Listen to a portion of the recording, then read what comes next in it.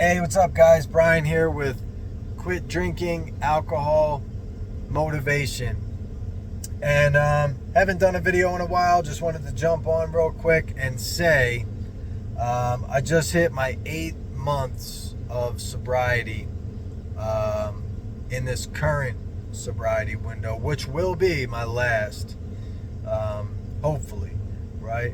You know, I've heard stories. I've talked to a couple people since I've been sober. This time feels for real, and that's what everybody says on like all the podcasts and books that I read. All the people that are actually sober for long periods of time, that's what they say. They're like, it just feels different this time. And I listen to so many stories and so many podcasts, and it's just like after I beat it into my brain, which is what I do with all the other subjects that I study to try to become an expert at. After you get to a certain point, you listen to the same content over and over and over until it's just burned and etched into your brain like an Etch-a-Sketch. Well, maybe that's not permanent, but maybe more like a wood burning kit, right? It's completely burned into your subconscious brain. You know it in and out, right? The conclusion that I came to is it's the same story. You put the bottle to your lips and your life goes to shit, right? I mean, that's a basic summary.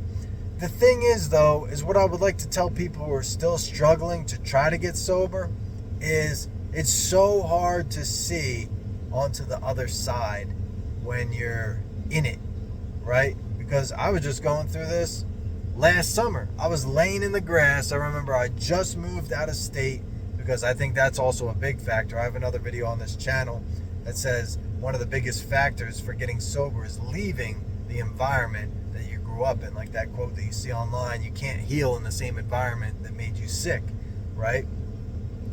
So the main thing is you can't see out of the ditch when you're crawling through it.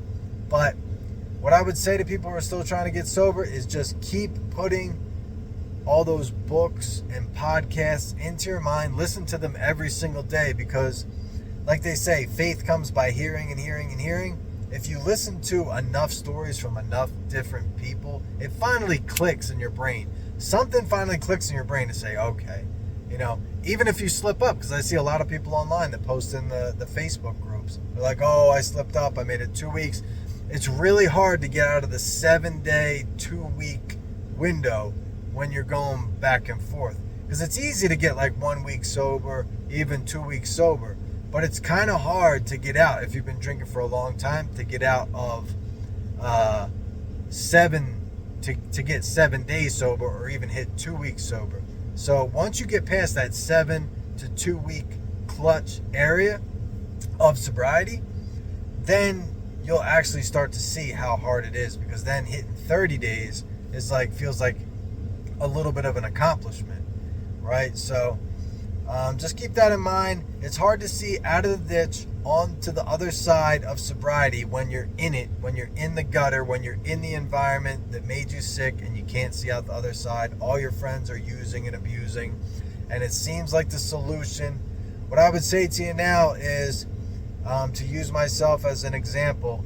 The last time that I relapsed really bad, I lost my house, I lost my spouse, I lost my car, I almost lost my company, almost lost everything, but I lost a job. I lost 2 jobs, right? It's typical, right? It's the same old story, and you'll hear the same thing time and time again. It's just like, oh yeah, it sounds like a country song at this point, right? It's like, yeah, I lost my dog, I lost the Chevy, lost the motorcycle, lost the wife, right? That's what happens. But on the flip side, if you are able to actually maintain sobriety and get out of the ditch, then you will end up on the other side and you'll get all that back and more, and you'll feel better to boot, right? So the thing I would say is it is actually hard being sober. The world is a very hard thing to swallow, right? It's really hard to swallow. Like when you're annoyed on a daily basis and you face those annoyances, you don't have anything to run to. There's no crutch to run to. My new thing is the gym. That's the only thing I can come up with is the gym and food. I actually gained weight this time around when I quit drinking because I started trying to bulk. I'm like, well, I'm going to put on muscle. I'm going to bulk. So I started eating a lot of those Quest cookies and protein bars and whey protein and Orgain and Oikos 30-gram protein things. I just eat them up all day, and I drink a lot of green juice and salads. I'm like, I'm going to get as healthy as possible, because one of the downside health things that I noticed when I was still drinking was really bad acid reflux. My throat would just, like, I would wake up in the middle of the night, my heart would be palpitating, and then had really bad acid reflux to the point where it was just like I felt like I drank like 8 cups of coffee every time I would wake up.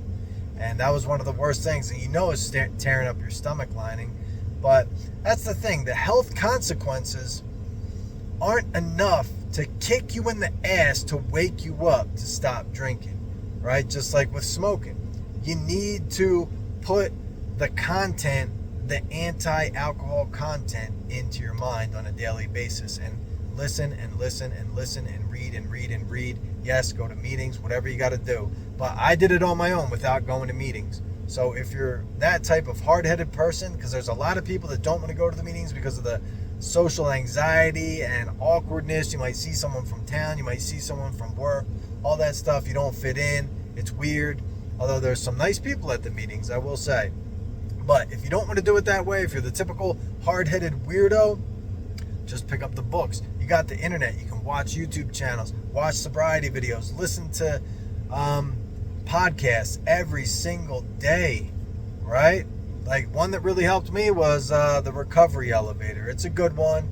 And then the other thing is, with the once you get off of the booze, like I've heard tons of people, they get off of the booze and then they go back to weed, or they go back to MDMA or mushrooms or something. And look, I'm not here to be a hater and be like, oh, well, that's not real sobriety. But at the same time, I will say this. My stance, I'll just tell you my opinion on the topic. Now, don't get mad, but this is just my opinion, or whatever. Light me up in the comments. I don't care.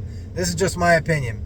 I think that the psychedelics can be okay on occasion, as long as you're not using them regularly, maybe like once every 6 months. Just my personal opinion. The weed, I say, is a no-go. But if you can quit alcohol by using weed, I think that it's okay. And if you use some other drug to quit alcohol and you switch to the other drug, I do think that it serves its purpose, because you're going to a less harmful drug. But at the same time, I think that if you can do it without using the other drug as a crutch, then that's the way to go, because you're not really 100% sober if you're still smoking weed. But it's better than being an alcoholic. All right, so just to clarify that. All right, so that's really my opinion on this topic. 8 months sober. I feel great. I look good. I'm happy with the way I feel. I'm happy with what I'm doing in business. I'm happy in my relationships. I'm happy in everything, right? But here's the thing that I will say is one last piece. If I was still in the environment where I grew up, I would not be as happy, and I don't think that I would have been able to maintain my sobriety for this long, because it's that difficult when you're driving down the same streets thinking about the same people that you grew up with when you were a teenager. And I'm in my 40s and this stuff still affects me. So, that's all I would say to people is, if you're really trying to get sober, pack up and move out of town. Find some vacation destination, find a new job in some tech city, get into the tech industry, or use some AI and launch a landscaping company in a town or halfway across the country, and just jump in your car and drive 1,000 miles. I know it sounds a little wacky, but that's my stance. And that's about it, guys. Thanks for watching, and I'll see you on the next one.